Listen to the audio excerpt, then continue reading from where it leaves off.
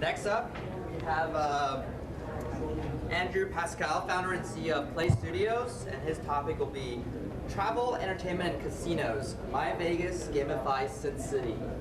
So I'd love to see what we got with Las Vegas and gamification, how that goes together. Give him a round of applause. Thank you. Thanks, everybody. So gamifying Sin City, I don't know that Las Vegas could be any more gamified than it already is, but I'm going to try and speak to it and tell you about our unique approach to it. Very quickly, my story, I've been in and around the gambling industry my whole life as a content and entertainment content technology provider as well as an operator. Most recently, I was the president of the Wynn Resorts in Las Vegas before I set out to do this, which is my fourth startup. I have a fascination with Las Vegas, largely because I think it's a really unique place. And so all the different companies that I've created and that I've founded have been really focused on providing and enhancing the leisure experience, the entertainment experience in Las Vegas. So I certainly have a passion for it. And as far as the place is concerned, I think it's really a unique place because it really represents just about every business in one place. Every leisure-oriented or consumer business is represented in Las Vegas, whether it's hotels or restaurants or entertainment or dining, casual dining, fine dining, all forms of entertainment. And then of course it appeals to and it attracts just about every kind of consumer. And so it's a really unique place where you can go and try just about everything with every imaginable type of consumer. So in terms of gamification, clearly everybody here is talking about how you can apply these game mechanics to help make real-world transactions seem a little less transactional and more fun. We've taken a rather different and unique approach with what we've executed with PlayStudios and our product MyVegas. What we've done is we've really used gamification to take big, well-established and legitimate brands and apply them to games and game experiences that we're delivering in channels to go and attract and pre-qualify known users that fit the ideal profile of who it is that we want to appeal to, and then drive them back to our traditional land-based businesses. And so it's a rather different orientation to applying game mechanics to really attracting and qualifying customers. And so really, that is the problem that we're trying to solve.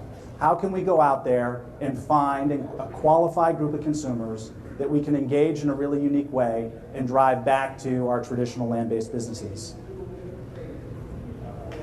So what is MyVegas? MyVegas addresses that problem. It's a game-based acquisition tool that allows us to go and drive these customers back to our traditional partners that are in that marketplace.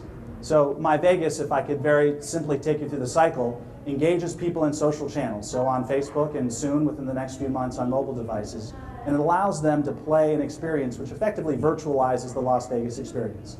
You choose from a variety of games, you play those games, you win and lose virtual currency, and then in the course of doing that you amass loyalty points. Those loyalty points allow you to advance in the game and then ultimately shop for a collection of rewards that ultimately you redeem in our partner properties. And so the variety of rewards which I'll share with you are things like very accessible, kind of rather pedestrian rewards, like access to attractions, to free weekend packages at Bellagio, and free show tickets, and event tickets, and fight tickets. And so things that, again, are really contextual and relevant to the experience, and that really help make it feel authentic and legitimate, and that ultimately are going to drive the right kind of consumer back to their properties and to their businesses. So within the game experience, we let them play, shop, ultimately purchase using their loyalty points in the game, redeem them on property, and then once they've redeemed them, of course, we drive them back to consumption, and then we evaluate what their value is offline as well as online. And I'm going fast because I want to have a little time so I can actually share with you the actual MyVegas experience and how we've actually applied this practice. In terms of the benefits, in the end, what we found is that we're able to learn a lot more about the customers, the consumers that are in these channels that we're going after with our product. We can pre-qualify them, we can engage them, and very successfully drive them back to our traditional properties, but do it in a way that kind of shifts demand from peak to off-peak periods. And so it's a really significant practice, which I think is very different from what a lot of people are advocating here, which is not to lead necessarily with discounting and pricing, but to lead with experience and value-added opportunities, which ultimately allow you to take advantage of that inventory that you have that you might normally be discounting and have it feel more aspirational because people are actually earning it within the context of a game experience. So in terms of the results that we've been able to achieve, so far we've amassed in the last 6 months since we've been live just over 3 million players, about 1 million that are active in any given month. We have 250,000 people that are actually engaged with our game every single day. We get about 3.5 sessions per player with an average length of play per session of about 25 minutes. So we're getting over 90 minutes of engaged play with each of these consumers. And that is translating to real results for our partners. And so we're seeing significant incremental growth in their top line. Over 60% of the people that we're driving into our partners' properties are new customers of theirs or customers that have been dormant for at least 18 months. And we're seeing significant incremental revenue with profit margins on their first redemption with fully loading all the cost of the retail value of whatever it is that we're extending along with administrative costs of the program. There's a 30% pre-tax margin on the customers that we're driving back to their properties.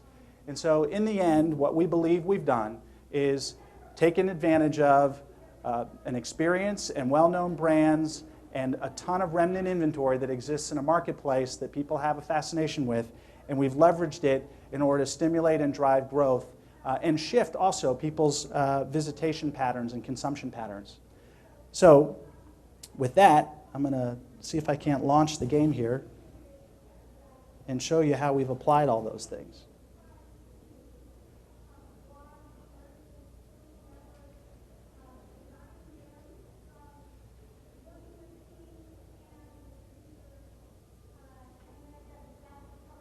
Can we get some volume?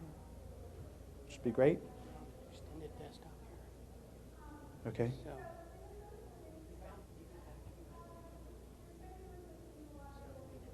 All right, I want to quit this. drag this. Oh, it's not mirrored. You know what I'm Okay, yeah.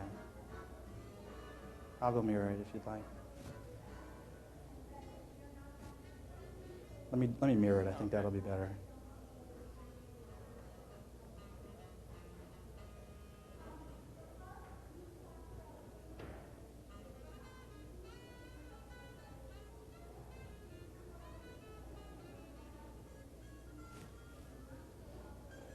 Sorry about this. Let me just get the resolution right.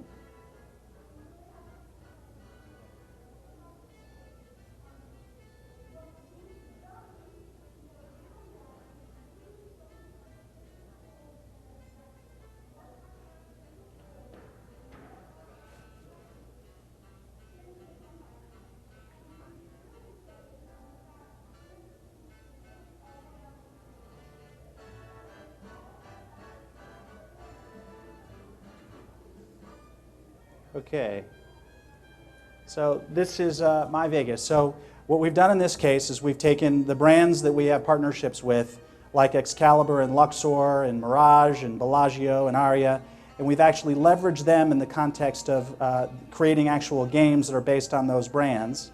So I'm going to launch one. This is a game based upon the Luxor brand, obviously. And then we let people play a slot machine, which is very much like the experience that they would have in Las Vegas. And what you'll notice is that as I'm playing, this gold coin over here is actually filling up. And so I'm going to point out the structure of the loyalty mechanics that are built within the game. Once you top off, and this mechanic is universal across every game. Once you top off that gold coin, then it's actually going to advance you. Well, I just hit a bonus. Excuse me. So I'm picking my god here, and lucky me.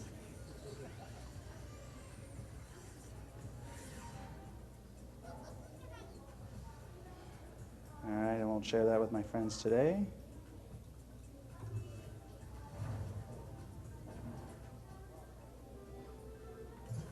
So again, I'll point your attention to the gold coin at the bottom left of the screen. And you'll notice that it just incremented my loyalty points up here. And so across all of the games, I have the capacity to collect those loyalty points. And then at any point in time, I can go over here to rewards, and I can pull up the collection of rewards that I have. And there's a featured page, but you can also then cycle through all the different rewards partners that we offer within the game. And you can sort them by category.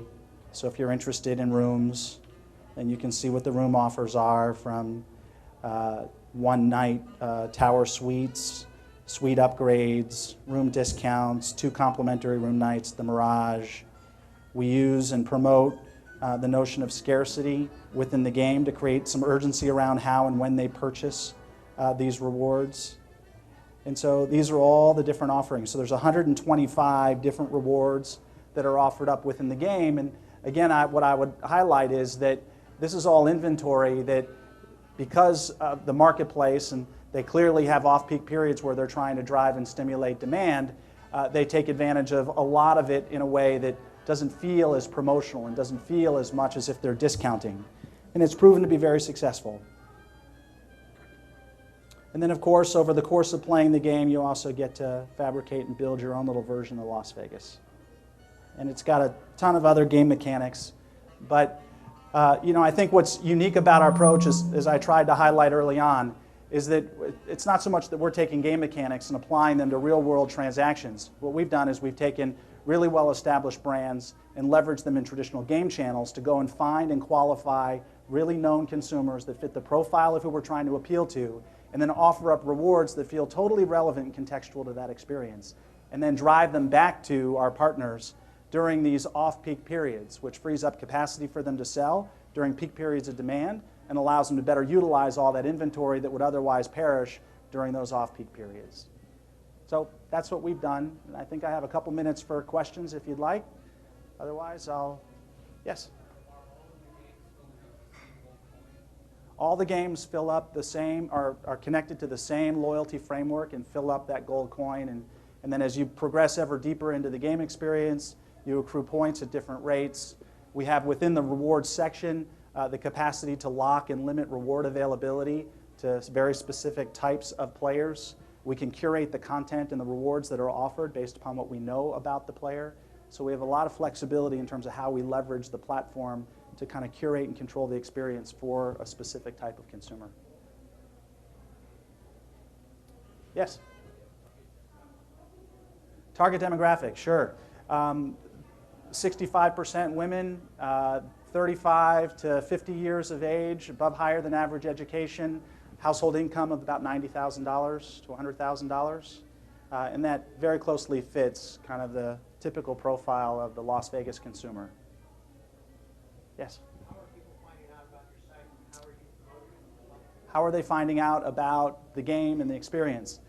We do a lot of advertising in this channel on Facebook, but we also, through our partners, leverage all of their marketing channels. So we're merchandised throughout the properties. We do direct marketing with them. Whenever you book a room or a reservation for a show or a restaurant, you get a confirmation email with a call to action to come and enjoy and experience the game before you actually get to Las Vegas, so that we can start to engage them and maybe influence their behavior about where they go and what they do. So we leverage all their offline channels and their platform, and then leverage principally Facebook right now as our own. Yes? How do you deal with the sharing of data across brands? Do you ultimately own it and leverage it?